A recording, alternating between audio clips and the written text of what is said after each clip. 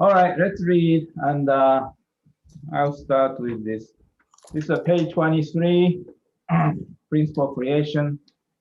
All right, the human body maintains its life through the give and take actions between uh, arteries and the veins, inhalation and exhalation, exhalation, uh, sympathetic, what? Sympathetic and Sympathetic and parasympathetic. parasympathetic nerves, and so forth. The give and take action between mind and body enables an individual to carry out activities which further the purpose of life. The give and take action, a give and take between husband and wife, in a family, among people in society, between the government and the citizens in a nation, and among the nations of the world are essential for them to live together in harmony and peace. However, hmm, evil a person may be, the force of his conscience, which impels him toward a virtuous life, is always active within his inner self. This is true for all people of all ages and places. No one can quell the force of conscience, which is powerfully at work even without one's conscious awareness.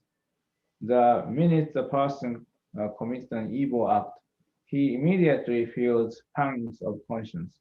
If the function of the conscience were absent in fallen people, God's providence of restoration would be impossible.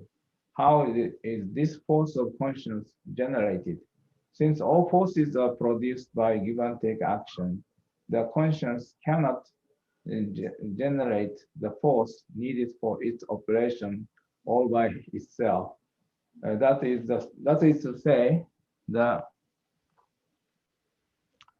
conscience can operate only when it forms a common base with some subject partner and engaged in give and take action with it. The ultimate subject partner of our conscience is God. Okay, Mama, read that. The human fall, in essence, severed our relationship with God. Rather than attaining oneness with God, our ancestors joined in reciprocal relationship with Satan, thereby becoming one with him. Jesus was the only begotten Son of God. He attained oneness with God through perfect give and take action.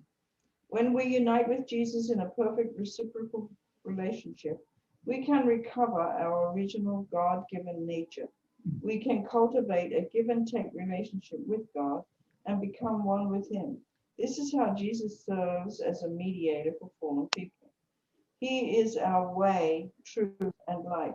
Jesus came with love and sacrifice to give all that He had to mankind, even offering His life. If we turn to Him in faith, we will not perish but have eternal life. Christianity is a religion of love. It strives through love and sacrifice to open the path to restore the horizontal relationship of give and take between people in the love of Christ. On this horizontal foundation of love, the way is open to restore our vertical relationship of give and take with God. In truth, this was the main purpose of all teachings and deeds of Jesus. For example, Jesus said, "Judge not, that you not be judged, for with the judgment you pronounce, you will be judged, and the measure you give will be the measure you get." Matthew 7, 1, 2.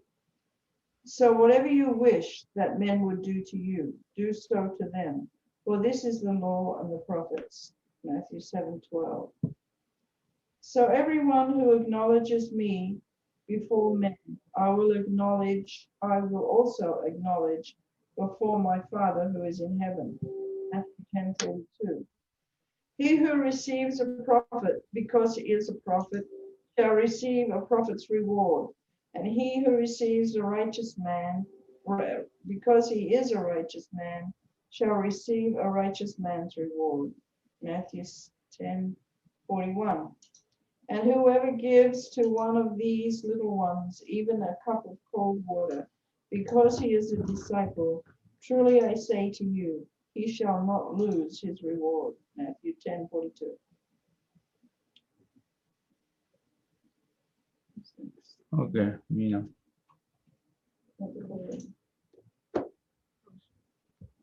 Process of God's creation begins when the dual characteristics within God form a common base to the prompting of his universal prime energy.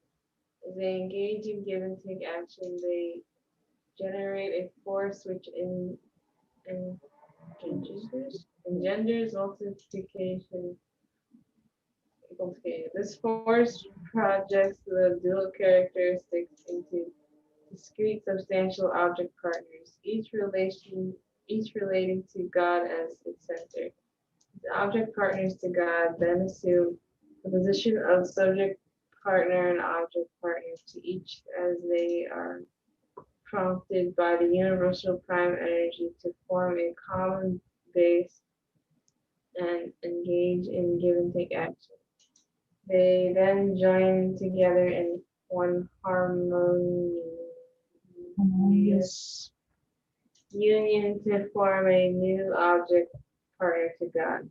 This whole process in which out of God, the origin, two entities are separately manifested and reunited in oneness is called origin, division, union, action. Three object purpose. As a result of origin, division, union, action, four positions are formed: the origin at the center, the subject partner, and the object partner. Distinct substantial object partners to the origin and the pattern of its dual characteristics and their union. Any one of the four positions may assume the position of subject partner and engage the other three as its object partners, forming a communion of three object partners when each of the four then acts as subject partners and enters into give and take with other three revolving around it. They fulfill the three object purpose. Maybe you can ask. Okay, Dejo, can you read that? Okay. The four position foundation. When through origin, division, union, action, the origin, the subject, partner, and object partner projected from the origin and their union all fulfill the three object purpose. The four position foundation is established. The original significance of the number 4 derives from the four position foundation. The original significance of the number 3 also derives from it. Because it is the fulfillment of the three object purpose, the four position foundation is realized by God, husband and wife, and children. They complete the three stages of origin, division, union, action. Hence, the four position foundation is the root of the principle of three stages. Furthermore, each of the four positions in the four positions foundation and four position foundations takes on three object partners in fulfilling the three object purpose. In total, there are 12 object partners. Hence, from it derives the original significance of the number 12. The four position foundation is the fundamental foundation of goodness. It is the realization of God's purpose of creation. It is the fundamental foundation for the life of all beings, providing all the forces necessary for their existence and enabling God to abide in them. Therefore, the four position foundation is God's eternal purpose of creation, the mode of existence of the four position foundation. All beings which have completed the four position foundation by fulfilling the three object purpose through origin, division, union, action move in circular, elliptical, or spherical paths. As a result, they exist in 3 dimensions. Let us now investigate the reason for this. Through origin, division, union, action, the dual characteristics of God are projected in form is projected to form two distinct and substantial object partners, which interact with each other as subject partner and object partner. The object partner responds to the subject partner to form a common base and begins give and take action around the subject partner. As they are held in balance by the force of giving, centrifugal, and the force of receiving, centripetal, the object partner revolves around the subject partner in the circular motion. Thus, they become harmonious and unified. In the same manner, the subject partner becomes an object partner to God, revolving around God, thus attaining oneness with him. When the object partner becomes completely one with his subject partner, their union can stand before God as a new object partner, resembling his dual characteristics. Moreover, the way for any object partner to stand as an object partner before God is by making oneness with its subject partner. Okay, maybe Justin, please. In this union. In this union of subject partner and object partner, a subject partner and object partner are themselves composed of dual characteristics. These, by the same principle of give and take action, carry on their own circular motions. Thus, we see circular motions of give and take action within both the subject partner and object partner, which are simultaneously engaged in the greater circular motion within their union. Although there are moments when the two levels of circular motion among subject partners and object partners may happen to have orbits on the same plane, in general, because the angle of revolution around the subject partner is constantly changing, this circular movement becomes a spherical movement. In short, all beings which have completed the four-position foundation carry on circular and spherical movement, and hence their mode of existence always becomes three-dimensional. Let us take the solar system as an example.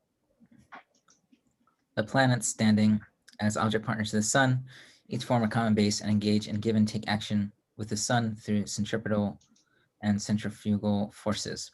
Revolving around the sun in elliptical orbits, the planets attain harmony and oneness with the sun to form the solar system. At the same time, the planet Earth, as a composite body of dual characteristics, rotates on its own axis. This is also true of the sun and the rest of the planets.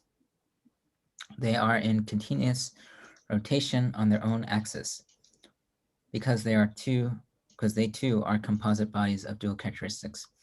The orbits caused by give and take action in the solar system do not occupy exactly the same plane. Rather, due to the varied angles of their orbits and rotations, the solar system exhibits spherical motion in 3 dimensions. Likewise, all heavenly bodies exist in 3 dimensions by virtue of their circular and spherical movements. When the countless heavenly bodies carry on give and take action with each other, they form one body and thereby give structure to the universe. The universe exists in 3 dimensions as governed by the same principle. Its elements engage in spherical movements. When an electron forms a common base with a proton and engages in give and take action, it moves about the proton in a spherical or otherwise 3-dimensional pattern. Thus they unite and form an atom, hydrogen. The electron and the proton are themselves composed of dual characteristics that cause them to spin in continuous rotation. Therefore, the circular motion arising from the give and take action between the proton and electron is not limited to an orbit on one plane, but by continuously altering its angle of revolution creates a spherical movement. Through spherical movement, the atom thus exists in 3 dimensions. By the same token, the magnetic force between positive and negative poles causes electrically charged particles to precess in spherical movement. Let's consider the example of human beings. As the object partner to the mind, the body establishes a common base of the mind and engages in give and take action with it. Figuratively speaking, the body then revolves about the mind and attains complete oneness with it. If and when the mind stands as an object partner before God and revolves around him, resonating in oneness with him, and when the body becomes one with his mind, the individual will resemble God's dual characteristics and thus stand as God's embodied object partner. Thereupon the person fulfills the purpose of creation. The mind and body are also each composed of dual characteristics, so they carry on continuous movement within themselves. Thus the circular movement produced through the give and take dynamic between mind and bodies becomes spherical. People who have realized the purpose of creation exist as 3-dimensional beings who always lead their lives in spherical relationships centered on God. This is how they can attain mastery even over the incorporeal worlds. Okay. Should I stop here? Is that a good place? Or the little more? We don't stop. There's only Okay. 3 pages without a break. Hmm. The Lord's reading, but A lot of technical stuff. yeah, lot of technical stuff. But there's some kind of interesting. Lot So of, where was it again? When the circular movement, is that where we start? we studied the Or where did we finish? page Oh, yeah. Okay. page 23 we studied. So just go over what we covered today is first we started with this is page 23 here, right? And there's some Bible quote. This is I think you want to take action. Then we covered 4-position foundation, origin, division, union, action, and how the 4-position foundation exists in the universe. So what do you guys think? Any takeaway? We seem like we like to use this word, takeaway. You like to use it.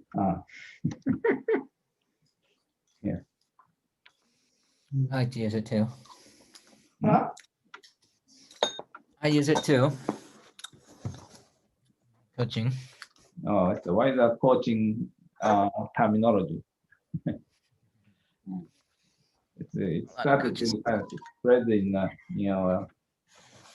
church basically, like in the Sunday service they always say, what is the you please share your takeaway from today's sermon. Yeah, Becoming mainstream. that's right. That's the whole strategy. So what is the takeaway? Well, it's just, I mean, there's a lot of stuff here, actually, but like this human body maintains its life through give and take action between arteries and veins, inhalation, exhalation. Kind of, we all know that, but Father's like, I don't know how I can say it. It's kind of like bringing the normal and the natural to a divine level almost, like saying that God created everything like this. I mean, nobody ever thinks about, oh, I'm inhaling now I'm exhaling. We don't think about those things, but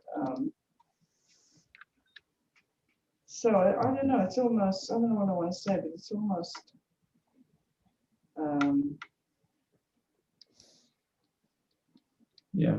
overstating to talk about those things, but the reality is that he's explaining how life works and how life starts, and then at one point he talked about that's the 3 dimensions.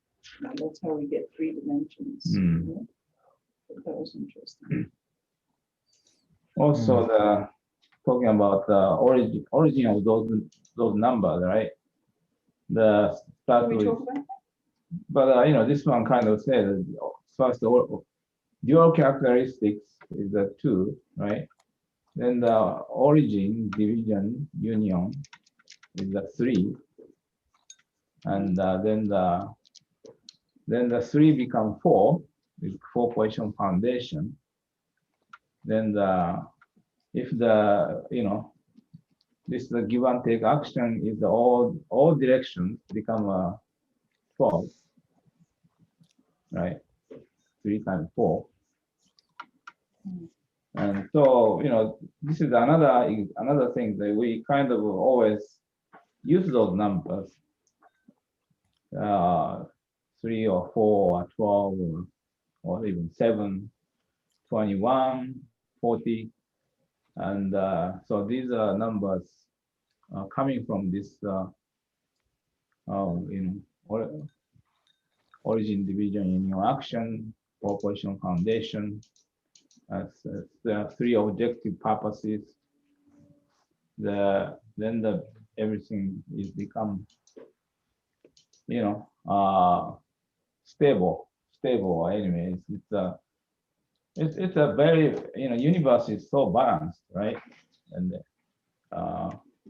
like Earth is the way the Earth is existing, and is almost like no accident, right? It's the incredible balance between stars, distance of the stars and rotations and angles, and everything is have to be perfect thing to maintain this planet and the life. So even that, is a kind of proof of there is a principle, and the author of the principle is God, one single principle, kind of behind all the activities, actions, existence in the universe. So that's amazing. It's very fascinating. Any other takeaway? Takeaway? Anything is okay. I don't think I'm smart enough to understand what it is. What is it? I don't think I'm smart enough to understand anything you read. Okay, that's a good takeaway. Well, I think that's a good, I think it's a good question. Not Yeah. actually that she doesn't understand it, but I think the question behind what she's saying is what is the value of knowing that? Right. Right? Well, one thought, for me is like, one way to look at give and take is like a conversation. Mm. Yeah, but we all have conversations and we don't sit and think I'm gonna have some give and take right now. I need an object, or we just, those are the things we do automatically, right? If nobody's there, you don't have a conversation. Yeah, but I think the energy part is very important. Okay, anyway, say what you're gonna say, Justin. Yeah, Justin, go ahead. I lost my train of thought now. What was I gonna say? You talk about give and take. Conversation. Yeah. So anyway, like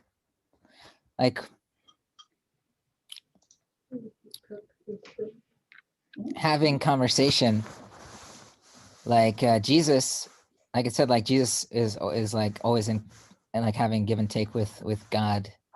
And so basically, like I like, to me that means he's like always in conversation with God. Like he's always talking to God and listening to God, what has to say, what God has to say about what's going on in the world, in life. And I mean, basically that's how unity happens, is through conversation. Like the conversations that we have in life, we basically become the conversations that we have. So if we're constantly having conversations about, negativity and complaint and,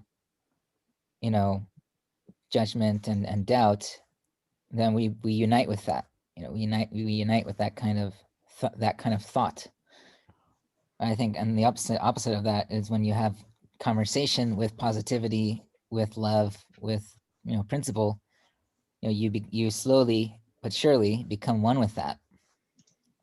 Right. And it's just like, when we think about the body, the way the body works and the way the energy works, there's a sense of everything is in complete harmony and oneness because it's having constant give and take between these two forces.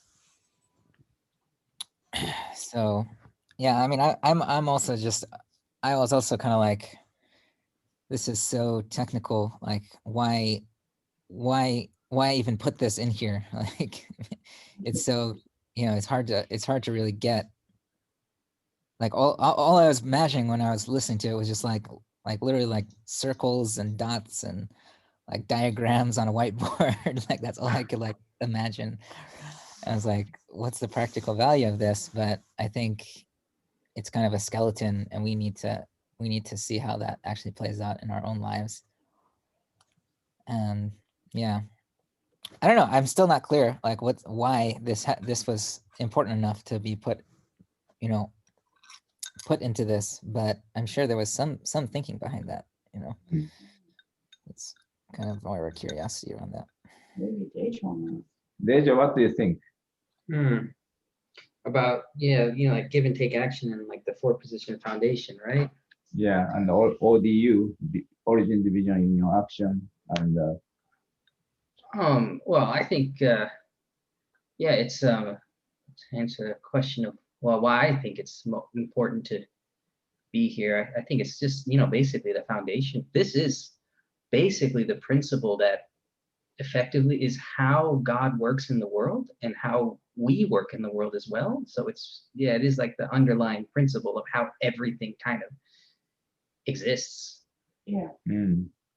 So basically, and if you understand that, then you can also, it's a great way of how you can focus on yourself as well. Like everything forms, it's like just like common base is like, I don't know, recently I've just been thinking about that a lot, and just it's like it sounds like simple, it's like, but actually it's such a deep thing, because that's how God interacts with you, by forming a common base. But what does that mean? It means like you have to become a person that God can relate to. So that means you have to become a person who is, I guess, that's why it's so important to be like sinless and all that. That's why it's so important to what, Deja? Be like sinless. Sinless. Yeah, and like, or like, try to, because when you commit sin, you're forming a common base with Satan.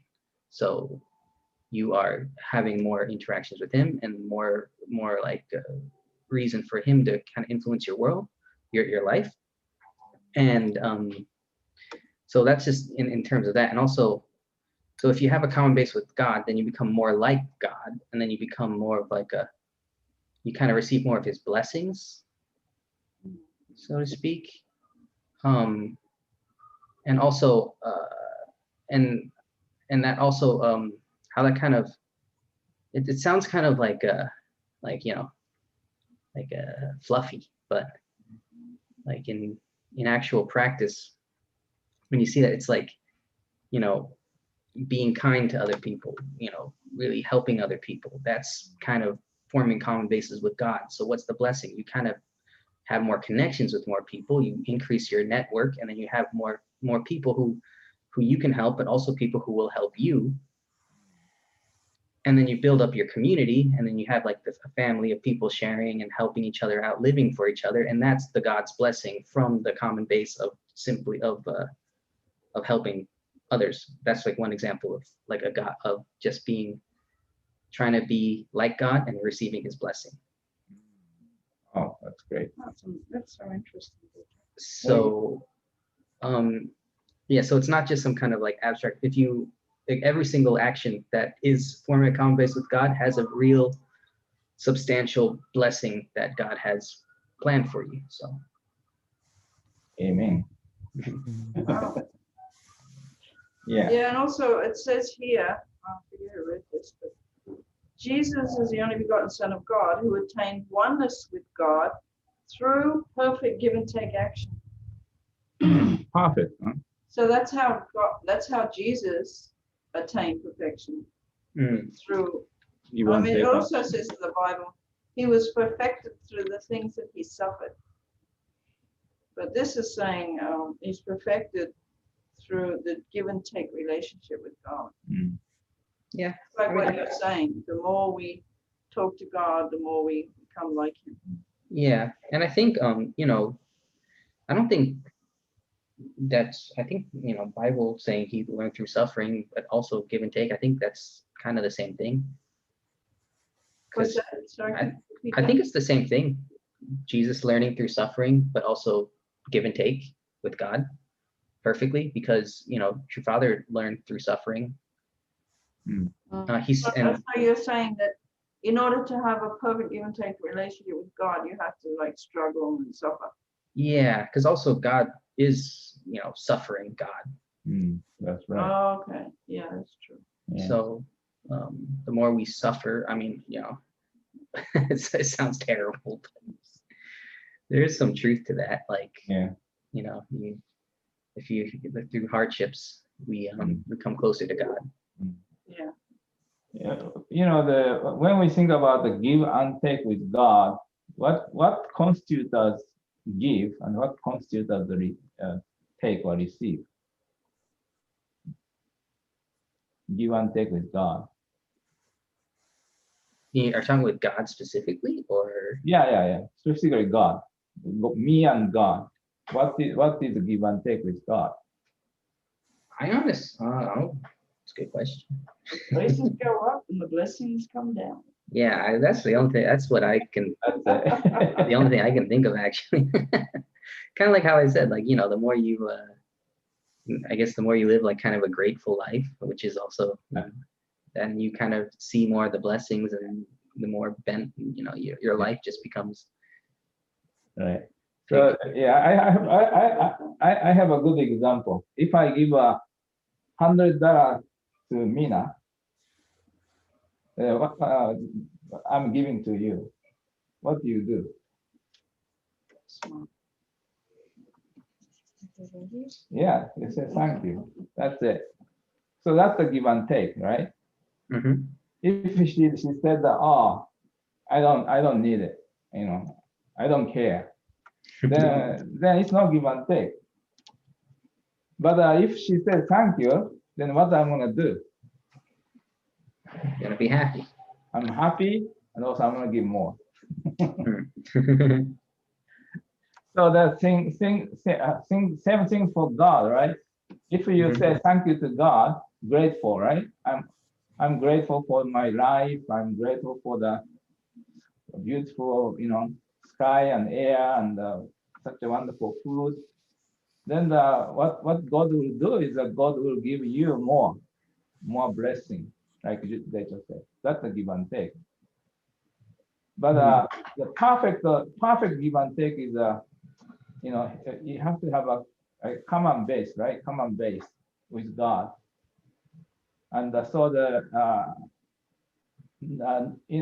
so that common base is basically our heart, the same heart as God. Understanding God's heart.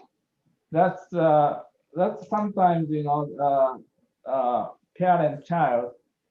Parent want to give something good for the child, but quite often the child doesn't take it because child doesn't understand the parent's heart, right? So then there's no give and take. Then what's going to happen is the child is maybe sometimes run away, and the parents are so sad and disappointed, and the family broken down. So give and take, they have to have a common base. I think the core of the common base is basically the purpose, right? Purpose, value, same common value, and the love, same love, heart. So then we have a perfect give and take. And what do you think? Wait a minute, I just thought of something. Oh, okay. Because you have common base with God, and then you receive His blessings, right? Right. So if you think about it, what were the 3 blessings God gave us? Be fruitful, multiply, and have dominion. So those are the blessings we can get. Right. So therefore, we just have to embody those. I guess that's how you have perfect give and take with God. Right. Fulfill the 3 blessings. Yeah. Yeah. Become an ideal person, Yeah. Whatever that means. Have a bunch of kids. Yeah. And take care of their creation. Yeah, right. But the heart is a starting point.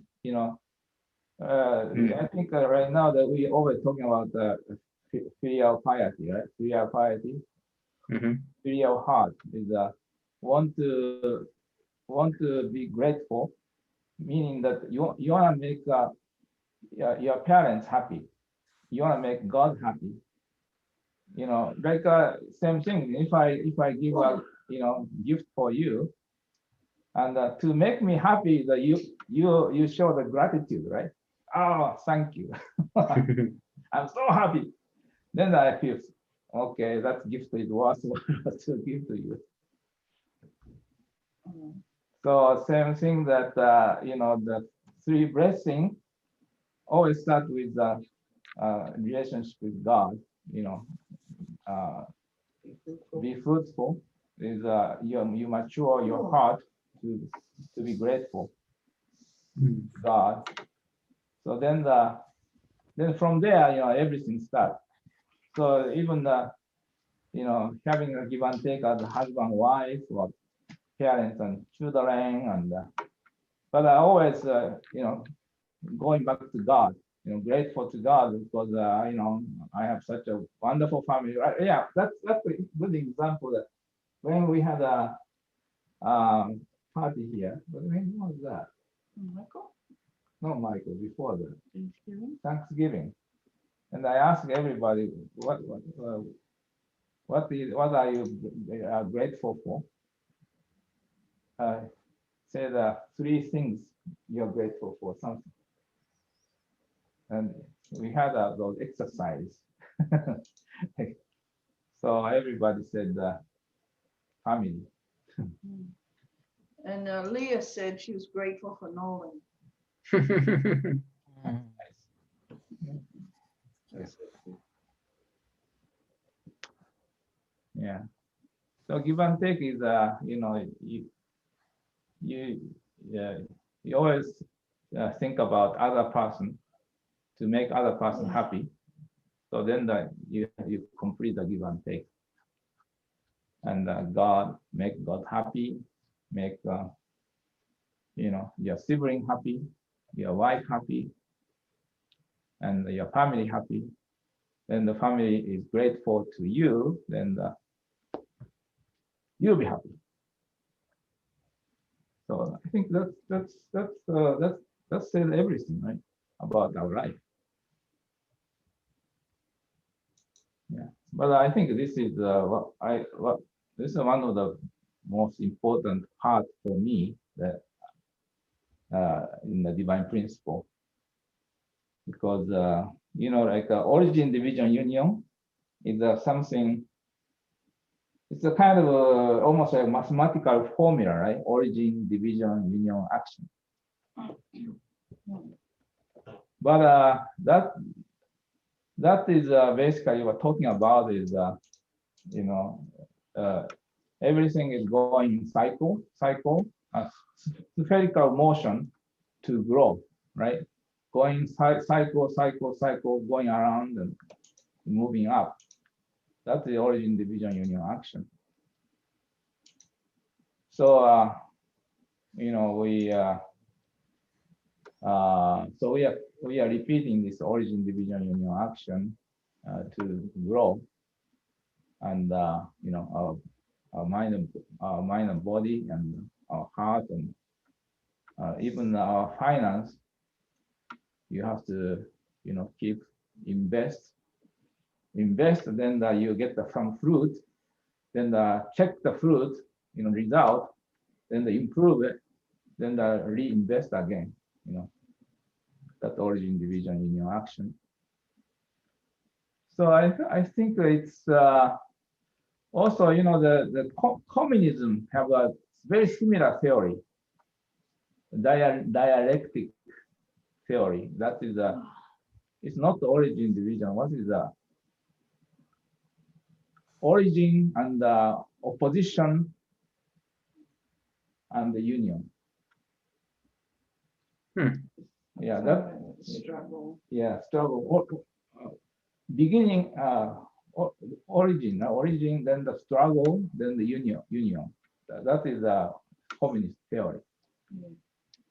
Then our theory is origin, division, but at least unity, right? Give and take. then the union. So, So like they give the example of the chicken inside the egg. So the chicken, is growing inside the egg. And then when he reaches a certain age and strength and all that, he has a violent revolution with the shell. yeah, And then he comes out of the shell victorious. yeah, breaking the shell, hiding, and So that's how they see that kind of stuff. yeah, it's interesting. You're looking at the same thing, but you're looking at like a fight, struggle or give and take. Well, fighting and having war is a type of give and take, but it's a very negative give and take. Mm. It's give and take. Is it give and take? Isn't it? War, fighting each other? Or is it not a give and take? I think the negative give and take. I think it's not giving and take. Not I think it's not a give and take, right? Oh, it's give and take. Well, they're giving this. Giving a weapon, but the purpose is different, right? Yeah, it's Not satanic. It's not like not satanic that give and yeah, take. not the common base. Centered on Satan. Yeah. Yeah. So give and take, but common base is important. Will determine if that makes growing or makes destroying and going down. Yeah. Yeah, this one needs a lot of example to digest, kind of got to chew. Hmm. Yeah. Okay, that's good. And also another thing is that this chapter is talking about Jesus, and Jesus is the mediator for fallen people. Have you ever thought about that? Jesus is a mediator for the fallen people to restore the give and take action with God. What about blessed children? They're not fallen people. No, for Still fallen. They're not born under the fallen. that's a good question, but I think But they still have sin. still have a It's a sinful world we live in. sinful world we're living. So, well, I thought that it's very good to have a relationship with Jesus to restore the relationship with God as an individual. That is the Christian believe that Jesus is the way and truth and the life, right? Didn't True Father say something like because like Christians are in the position of like adopted children, but we are in the position of like actual children. Yeah, that's right. So I guess I guess if he's the mediator, it means he's like the adoption agency. So what is your relationship as, like technically, as a blessed child? I mean, I think it's still like in terms of like our own effort, but it's almost the same, but just in terms of like almost like a spiritual level, like Like brothers? yeah, like Satan has less of a claim on us. Mm. Because like with Christians, they have to like know a guy to get to God. Like, hey, I know this guy, but we don't have to know that guy. So it's kind of like if you just think of it in that kind of like if Sam came to the house, he knows me, so you'll care about him. But if he didn't know me, you wouldn't care about him too much. That kind of thing. Yeah, because you guys are blessed too, which Jesus never was. Mm-hmm. Well, he is now. Wait a minute. Yeah, it's true. But Jesus was born without sin, right? So is Deja. Right. Yeah. So you guys are brothers. You're Hear that, Justin? So was Dachel. Can you say And Justin and Mika. it? Yeah. So Jesus is older brother. Actually, Bible says that Jesus is elder brother.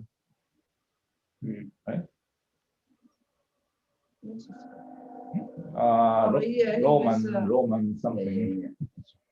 He was the first of many. Yeah, first and many. Yeah. So we have to honor him that he was the first and Right. he died on the cross. Yeah. Just, if he didn't die on the cross, they would not be true parents And and there wouldn't be, you wouldn't be blessed. yeah, you won't be even here. Mm.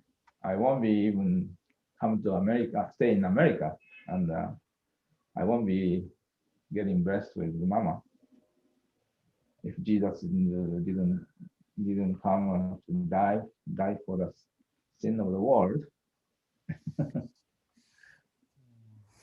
Yeah, the recently I kind of got some inspiration about Christian belief. That Christian believe that Jesus came to die to take away your sin. Mhm. Did you get that? Why we can say that Jesus came to die to take away your sin? How does it work? That's the Christian belief. How does Jesus can take your sin away? She advocates for us. Huh? He advocates for us in front of God. Okay. He's like a lawyer. Okay. I mean, I think Satan has to go to Okay. Jesus. Okay, Justin, you have an answer. Yeah, Justin. I think it's through, love, true love, that sin can be overcome. And so Jesus's self-sacrifice, his act of true love, is, if we can understand how much God loves us through that act, then we can overcome our sin. It's not like a magical thing. It's not like there's some magical force, evil force called sin, and then Jesus's death washed it away like water. It's more like if we didn't have some substantial understanding of what God's love looks like, we would never understand how loved we actually are, and we would never be able to overcome the sin that has plagued human beings.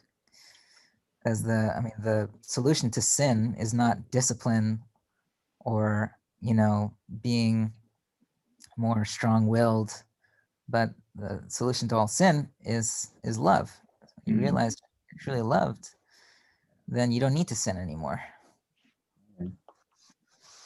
So I think in that sense it does make sense, but I think it's a misunderstanding about how that actually works.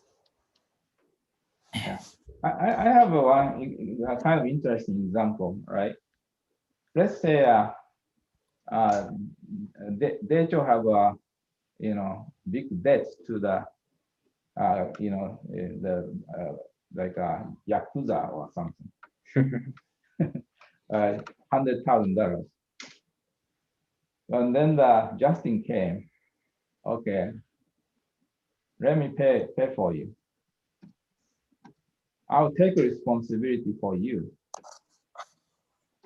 Then Justin has I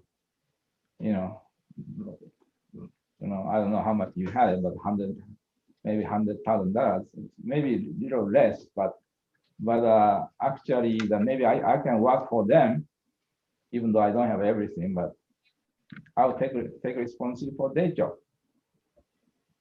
Then you went to the Yakuza, then the Yakuza so upset, but I'll cut your finger. But I'll forgive you. That's what happened with Jesus. Satan, those people,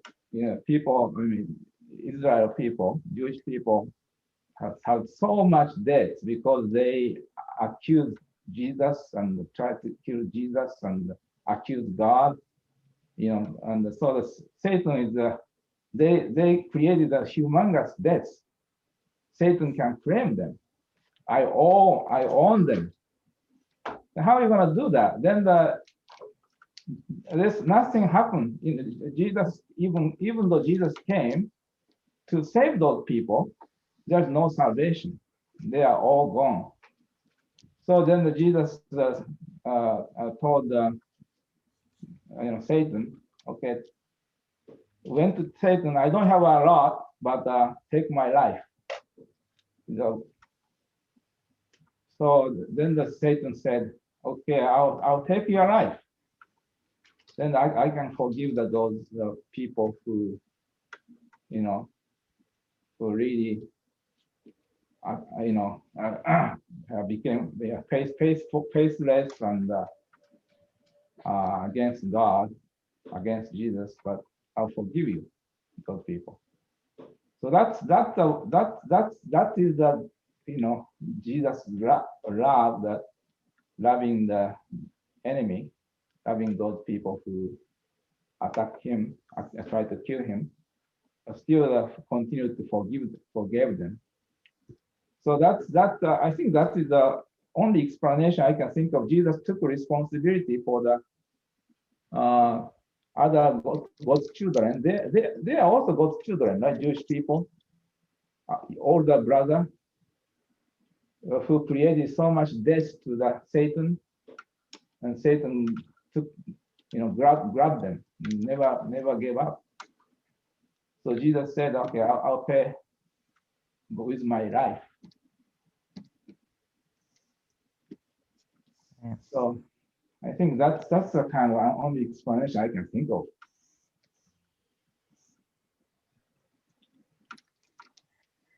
Hear that, What Rachel? do you think, Justin? Take responsibility for your sin. What? What? Take What'd responsibility. you say, Justin? In Papa's example, I was. I can't hear it. Yeah, well, your biggest sin was, Justin, What's that? thinking I was sinful. You didn't believe in your older brother, Justin. That's why you Touche. lost your pinky. Yeah. So that's the deeper meaning behind the story. Yeah. So it's so amazing that Jesus love is so amazing. So I don't know if anybody can do it, but because Jesus did it, loved his enemy, gave up his life for enemy, then world changed, history changed, and so then if you kind of give and take with Jesus like that, then Jesus, Satan cannot accuse you, because Jesus already bought you from Satan. Mhm. Yeah. Yeah, and also like, Yeah. yeah, because also he did he did give like a clear example, and I think what a lot of people don't realize is like, because Jesus said follow him, but there's too many people who worship him. Right, So right. I think that's why there's still a lot of Christians who think they're being saved, but probably aren't, Yeah. because they're just like worshiping Jesus, and they just go there on a Sunday, worship him, go back and just drink and all that stuff and mess up their lives and have terrible lives, but they think they're saved because they just worship Jesus, but they don't actually follow him and try to become a good person like him. Right. Yeah, Exactly. there are Christians like that. In fact, I brought that topic up in front of the pastor last week. I said to him, what do you think about these Christians who go to church on Sunday and repent, and Monday through Saturday they're drinking and carousing And he said, well, some Christians believe once saved, always saved. But he said that that's not true. You have to keep being saved by, trying not to do those things and living a clean life. But then, of course, if you do, fall or, not commit some sin, then you have to repent again and get saved again. Yeah. So there's different kinds of Christians, but they definitely are those ones you're talking about. There's lots of those. Yeah. They always say, once you're saved, you are saved. Yeah, I mean, that's what the pastor we spent on Sunday, he's a really nice guy and everything, but he said that. He said, once you're saved, you're always saved. This is like just two different pastors, two totally different answers. Yeah. And that's the reality of Christianity too. It's why they can't unite. Yeah, Reverend Gabriel doesn't believe that one. He definitely believe that we have to follow Jesus. Not, you won't be just saved. If you commit sin next day, unless you repent and you follow again, there's no salvation. So I think he's in the right track, maybe because of the give and take with us. I don't know, but somehow